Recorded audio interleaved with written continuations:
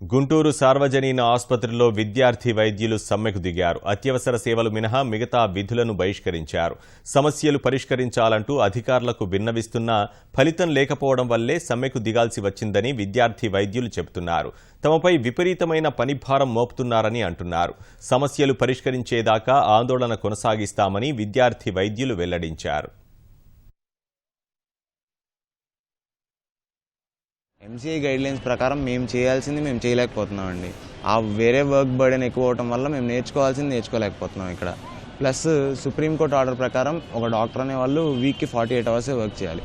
కానీ అటెస్ట్రెచ్ మేము ఒక నైట్ డ్యూటీ చేస్తే నియర్లీ 30 అవర్స్ చేస్తాం. 30 అవర్స్ వితౌట్ రెస్ట్ అనేది ఒక హ్యూమన్ చేయలేరు. అండ్ డబల్ నైట్ డ్యూటీ అనేది ఒకటి పడితే కనుక 56 అవర్స్ 60 అవర్స్ అటెస్ట్రెచ్ అవుతుంది. సో మాకు we can't do this whole duty. మేమైతే ఇలా చేయలేము, ఇంత డ్యూటీ చేయలేము. ప్రతి 2 సంవత్సరాలకు ఒకసారి 15% హైక్ అనేది ఉందండి మనకి స్టైఫండ్ విషయంలో. తెలంగాణ విషయంలో అది ఫాలో అవుతున్నారు, కానీ మన రాష్ట్ర విషయంలో మాత్రం అది నెగ్లెక్ట్ చేస్తారండి. హైక్ అయితే అవ్వలేదండి. యాక్చువల్లీ అయితే ఈ సంవత్సరం మాకు హైక్ అవ్వాలి, కానీ చేయలేదండి. ఇంకొక 1-2 రోజుల్లో మిగతా ప్రభుత్వ కళాశాలలు కూడా మాతో పాటు సమ్మెలోకి దిగడానికి సిద్ధంగా ఉన్నారండి.